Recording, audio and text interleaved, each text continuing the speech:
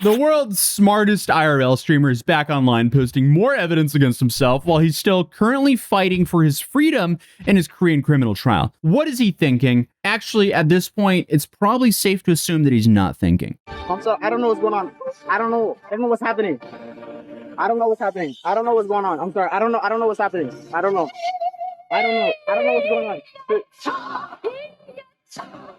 I don't know what's going on. My ringtone. I don't know what's happening. After 3 months of silence on YouTube, Johnny Somali is suddenly posting every single day again. 7 videos a week with titles like "First time in Korea and chaos begins." Why he would post that, I don't know. First time seeing a black woman, and a video that's definitely foreshadowing titled "I got approached by a Korean intelligence agent." So, and I mean, at the rate he's posting right now, there's no doubt there'll be way more stuff up in time for his next court date. And that also gives the prosecution plenty of time to go through all this and just keep adding charges. Because as of now, they've been adding new charges before every single court date. And he just gave them way more ammo for it. And obviously, since it's Johnny, we know the content is not just filler content of him eating. No, this is just him filming himself committing crimes. He is literally snitching on himself. So not only did this guy live stream all of this months ago and get in trouble for it, but now he's redistributing it just a little bit over a month before his next trial date. Dude, what are you doing? Essentially, the dude is just uploading his own court case highlight reel. But again, Johnny is banned from streaming, so there aren't any new streams. He's re-uploading things that he's already done, stuff that's actively getting brought up in court, like this. Ringtone. Get out. Get out. Oh. Get out. Let me tap my money. Oh. Let me tap my thing.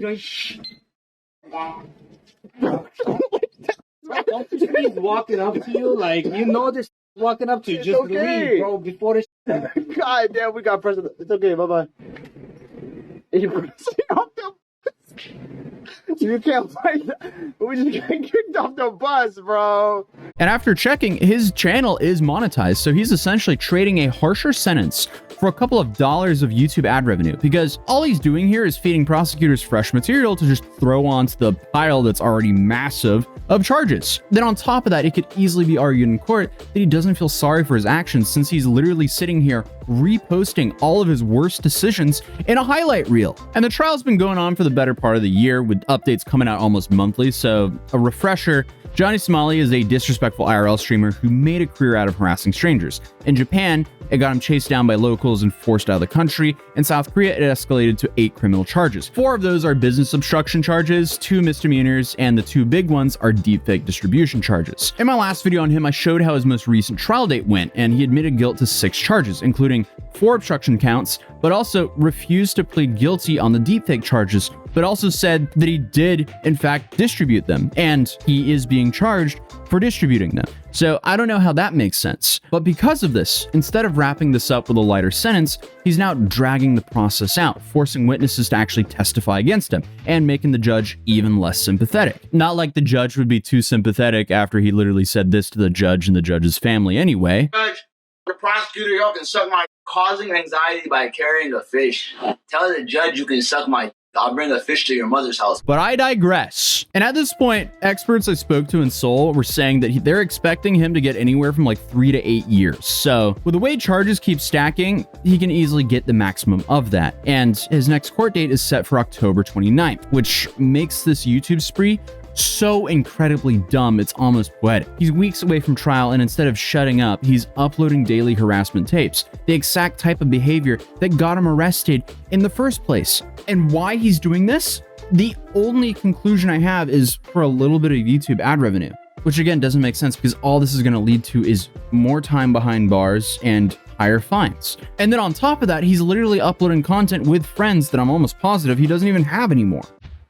This is all these niggas want, bro. They just want us to ride the bus to fucking embarrass us. Like, bro, stop being a fucking piece of shit, bro. Like, goddamn. Orange, bro. Oh my god, that was crazy. That was crazy. You like, bro, he shoved me. Chat, he shoved me. He's like, get the f off the bus and push me off. It's kind of sad, but I'm not even sure Johnny has any friends at this point. He's just using Hank. And there was also a pretty big Discord leak near the beginning of the summer from someone in his friend group that released Discord messages and chat logs. Even the people closest to him started leaking because they quickly realized sticking by him was not loyalty, it was just setting their own money on fire.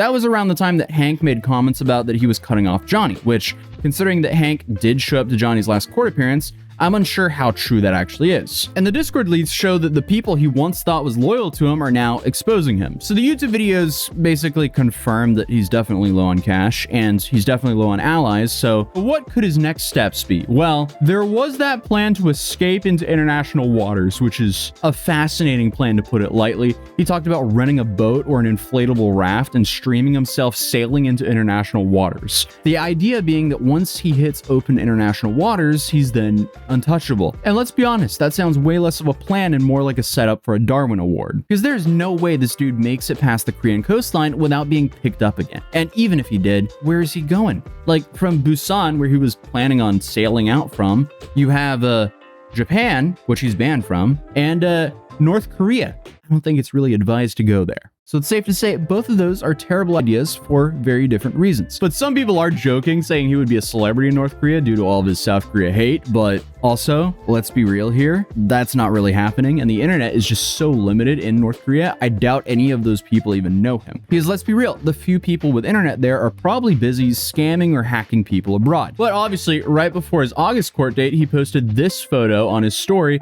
with the North Korean national anthem playing over it. Again, what level of stupidity are we at? And this is not just stupid because it makes him look disrespectful, but also because it's extremely illegal to be doing this in South Korea. Freedom of speech does not protect you praising North Korean regime or Kim Jong-un, the North Korean leader. North Korea, Kim Jong-un, yeah, you will go to prison for that. Yeah, that's a very strict law in Korea, and we still have that law, active law. This is all against South Korea's national security law, a decade-old law that makes praising North Korea or its leaders a criminal offense. So maybe Johnny's endgame is actually to get to North Korea, which obviously is crazy. But I mean, hey, at least that would give us some sort of explanation to why he's breaking national security law over and over and over again when he clearly knows how serious it is. At this point, trying to understand Johnny is like trying to solve some sort of like Rubik's Cube with a bunch of missing pieces. And the missing pieces are, I guess, Johnny's logic, because I don't think there is any at this point. The point is, even his escape plan just proves how unhinged his thinking is.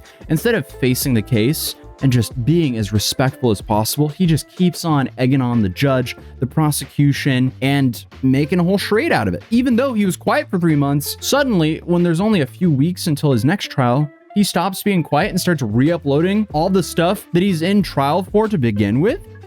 Dude, do you want to be free or not? I've broken this down in the past before, but it's only become more relevant the longer that Johnny stays in Korea. The system is basically designed to run him dry before he even gets a sentence, because South Korea tries to avoid using taxpayer dollars to maintain non-violent offenders before they actually get sentenced. So essentially, the longer the trial goes on, the longer Johnny has to fend for himself financially, or actually the longer Hank and Hank's family has to pay for him, because despite what Hank is saying, Hank is still supporting him. Because in the court, he reaffirmed that he was still living at Hank's place, and Seoul was clearly watching, because I keep getting DMs of random footage of him walking around the neighborhood Hank lives in.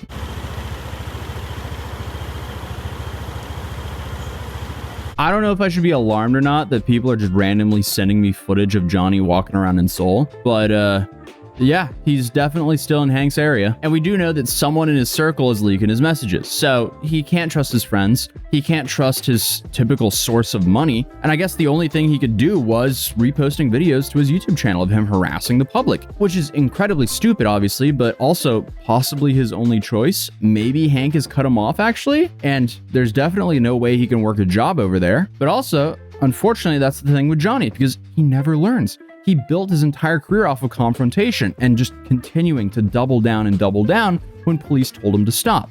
At this point, his own lawyer can't do too much for him because he burned his family, burned his allies, and now he's about to burn himself right into the prison sentence that could be pretty much a decade. So I guess for now, he's just back on YouTube snitching on himself. His trial is set for October 29th. His Discord leaks show that he can't trust his friends, and his literal life raft plans might give him either more charges once he's caught or a one-way ticket to the bottom of the ocean. At this point, the only real question is, where does all of this go from now? Who knows? I guess we'll just wait and see. Drop a like if you enjoyed the video, subscribe if you're new, and I'll see you guys in the next video. Peace.